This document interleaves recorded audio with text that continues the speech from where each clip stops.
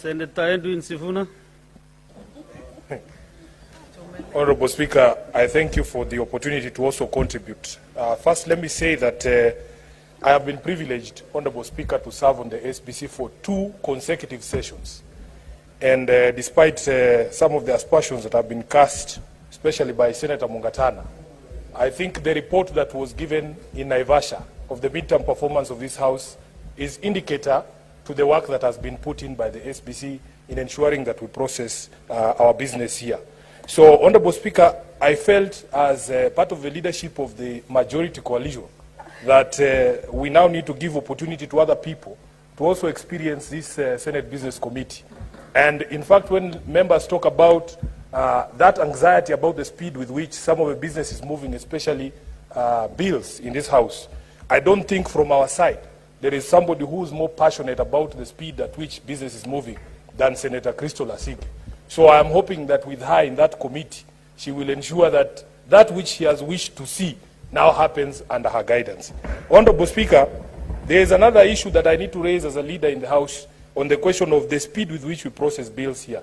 It is also a question of dedication and quorum, presence of members on this floor. I remember at those meetings of the SBC, we have struggled, and the whips especially have felt the weight. Honorable Speaker, when you look at an order paper has almost 30 bills and they keep recurring week after week. Honorable Speaker, we want to ask members that these last 2 years of the life of this Senate, people appear to process those bills, and especially the sponsors of the bills. Honorable Speaker, how many times have we had to drop bills because the sponsors were not in the House? So I also want to urge that whereas SBC can prioritize that business, we need the sponsors of the bills to be here, Honorable Speaker. Finally, Honorable Speaker, there's a matter that has been raised here, and I'm sure you've said you're going to give guidance, but also as members of the House and the leadership, we can also guide. Mr. Speaker, the Constitution is very elaborate. It's very elaborate. You will see it starts out by defining what Parliament is, then separating the roles of the Senate and the National Assembly. Honorable Speaker, it goes to be specific enough as to the roles of each of those houses, the matters that can be processed there, and the matters that cannot be processed there. On the question of which party is a majority party, there is absolutely no mention throughout the entire document of the Constitution of the Senate. In my view, it means that the leadership or the designation of a majority party is set in the National Assembly. And I will tell you why I think that, Honorable Speaker. Because it would be very absurd, Honorable Speaker, as SG of ODM, for my party to be the majority down there, and I'm in a minority here. Honorable Speaker, sometimes when you get communications from these coalitions, for instance, our membership of the PSC, there is only one person who writes those letters to you, and that is the Secretary General of Azimio. Honorable Speaker, would he write there in the National Assembly, he writes as a leader of a majority party, and here he writes as a leader of a minority party? These are some of the absurdities that I think would arise if we would not follow the designation. And by the way, Honorable Speaker, I want to be very clear that we in the majority coalition are going to ensure we enforce that court order, because we are believers in the rule of law. Once a court has pronounced itself, Senator Khalwale, you look for another seat. You don't insist on the one that you'll be told is not your seat.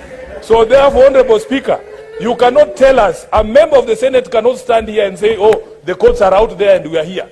We exist in a constitutional order that the things that happen here have consequences outside, and that the process of checks and balances and oversight requires that other organs also look into the issues that are being done by this particular institution. So therefore, Honorable Speaker, we will not allow people to conflate issues.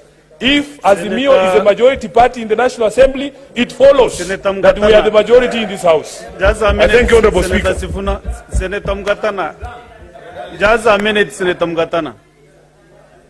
Senator Mungatana, just a minute. You know, in the 8th, 9th Parliament, you used to stand and wave to get to catch the Speaker's eye. Now we went digital. You can just press intervention and I'll see.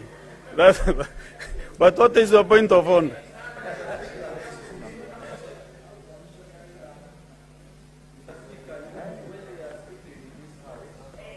Give him the mic.